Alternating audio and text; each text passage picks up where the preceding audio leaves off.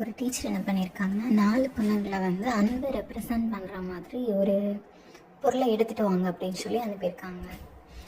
போன 4 பொண்ணுங்களில் 3 பொண்ணுங்க வந்து திரும்பி கையில் பொருளோடு வந்திருக்காங்க. ஃபஸ்ட்டு பொண்ணு வந்து கையில் ஒரு பூவோடு வந்திருக்காங்க. செகண்ட் பொண்ணு வந்து கையில் ஒரு பட்டர்ஃப்ளையோடு வந்திருக்காங்க.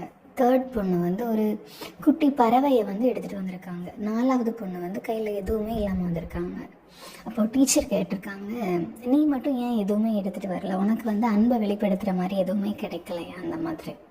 அப்போ அதுக்கு அந்த பொண்ணு சொல்லியிருக்காங்க, இல்லை டீச்சர், நானுமே ஃப்ளாரை வந்து பார்த்தேன். பூவை பார்க்கும்போது எனக்கு என்ன தோணுச்சு அப்படின்னா, செடி நான் பறித்து எடுத்துகிட்டு வர்றதை விட அது செடியிலேயே இருக்கிறது வந்து நல்லா இருக்கும்னு தோணுச்சு. 2வது வந்து நானும் பட்டர்ஃப்ளையை பார்த்தேன், எனக்கு அதை வந்து பிடிக்க தோணலை, அது செடியில் இருக்கும்போது அழகாக இருந்தது. 3வது வந்து நானும் அதே மாதிரி குட்டி பறவையை பார்த்தேன், நான் அதை எடுத்துகிட்டு வர்றதை விட அது வந்து அவங்க அம்மா கிட்ட சேர்ந்து இருக்கிறது எனக்கு பிடிச்சிருக்குன்னு தோணுச்சு. அப்போது டீச்சர் எக்ஸ்பிளைன் பண்ணியிருக்காங்க, நீ பண்ணினது தான் உண்மையாகவே அன்போட வேல்யூ அண்ட் எக்ஸாம்பிள் அப்படின்னு எக்ஸ்பிளைன் பண்ணியிருக்காங்க.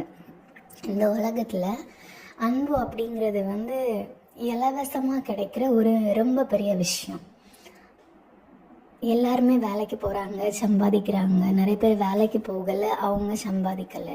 ஆனால் இவங்க எல்லாருக்குள்ளேயுமே இருக்க ஒரு குட்டி ஒற்றுமை என்னது அப்படின்னா அன்பு. மனுஷங்க எல்லாருமே எதுக்காக இயங்குறாங்க, காசு பணம் அதெல்லாம் தாண்டி ஒரு மனுஷனுக்கு உண்மையாகவே அவங்க லைஃப்பில் எதுக்கு இம்பார்ட்டன்ட் அப்படின்னா அன்பு.